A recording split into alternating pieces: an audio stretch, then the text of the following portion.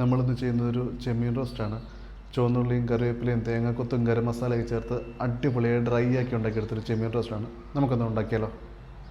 ആവശ്യമുള്ള സാധനങ്ങൾ: 1 കിലോ ചെമ്മീൻ, 1/4 കിലോ ചുവന്നുള്ളി, തേങ്ങാക്കൊത്ത്, 6 അല്ലി വെളുത്തുള്ളി, ചെറിയൊരു കഷ്ണം ഇഞ്ചി, കറിവേപ്പില, 1/4 ടീസ്പൂൺ മഞ്ഞൾപ്പൊടി, 2.5 ടേബിൾ സ്പൂൺ മുളക് പൊടി, 2 ടേബിൾ സ്പൂൺ മല്ലിപ്പൊടി, 1.5 ടേബിൾ സ്പൂൺ ഗരം മസാല, 2 കഷ്ണം കുടംപുളി. അതിൻ്റെ പുളി ഇറങ്ങാൻ വേണ്ടി നേരത്തെ തന്നെ വെള്ളത്തിലൊഴിച്ച് മാറ്റി വെച്ചതാണ്. ആദ്യം ചട്ടിയിലേക്ക് ചെമ്മീൻ ഇട്ട് കൊടുക്കാം. അതിൻ്റെ കൂടെ പുളിയും ഇട്ട് കൊടുക്കാം.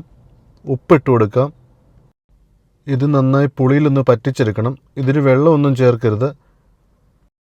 ചെമ്മീൻ്റെ സ്വീറ്റ്നെസ് ഒന്ന് മാറുന്നതിനും അതിൽ നന്നായി പുളി പിടിക്കുന്നതിനും വേണ്ടിയാണ് ഇങ്ങനെ ചെയ്യുന്നത്. ഇതൊന്ന് അടച്ചു വെച്ച് ഒരു 15 തൊട്ട് 20 മിനിറ്റ് വരെ ഒന്ന് വേവിച്ചെടുക്കണം. ഇനി നമുക്കിതിൻ്റെ മസാല ഉണ്ടാക്കിയെടുക്കാം. പാനിലേക്ക് കുറച്ച് എണ്ണ ഒഴിച്ചു കൊടുക്കാം. ആദ്യം തന്നെ കടുക് ഇട്ട് കൊടുക്കാം. കടുക് നന്നായി ഒന്ന് പൊട്ടി വരുമ്പോഴേക്കും ഇതിലേക്ക് തേങ്ങാക്കൊത്തിട്ട് കൊടുക്കാം. അത് നന്നായി ഒന്ന് നിറം മാറുന്നത് വരെ ഒന്ന് വെയിറ്റ് ചെയ്യണം. അതിനുശേഷം അതിലേക്ക് ഇഞ്ചി വെളുത്തുള്ളി ചതച്ചിട്ട് കൊടുക്കാം. വേപ്പില കൂടി ഇട്ട് ഒന്ന് ചെറുതായിട്ടൊന്ന് വഴറ്റിയെടുക്കാം. ഇതിലേക്ക് അരിഞ്ഞു വെച്ചിരിക്കുന്ന ചുവന്നുള്ളി കൂടി ഇട്ട് നന്നായി ഒന്ന് വഴറ്റിയെടുക്കണം. ഈ സമയത്ത് കുറച്ച് ഉപ്പ് ഇട്ട് കൊടുക്കാം.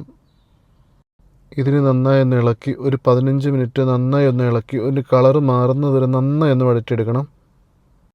ഇതിലേക്ക് ആവശ്യത്തിനുള്ള പൊടികൾ ഇട്ട് കൊടുക്കാം.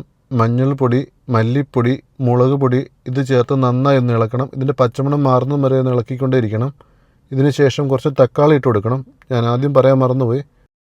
ഒരു മീഡിയം സൈസ് തക്കാളി ചെറുതായി കൊത്തിയരിഞ്ഞിട്ട് കൊടുക്കാം. ഇതിനകത്തേക്ക് ഒരു 1/4 ടീസ്പൂൺ കുരുമുളക് പൊടി ഇട്ട് കൊടുക്കാം.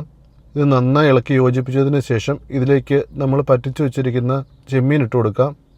ഇതൊരു ലൈറ്റ് ഫ്ലെയിമിൽ ഒരു 15 മിനിറ്റ് കൂടി നന്നായി ഇളക്കി ഡ്രൈ ആക്കി എടുക്കണം. അങ്ങനെ ചെമ്മീൻ റോസ്റ്റ് റെഡി ആയിട്ടുണ്ട്.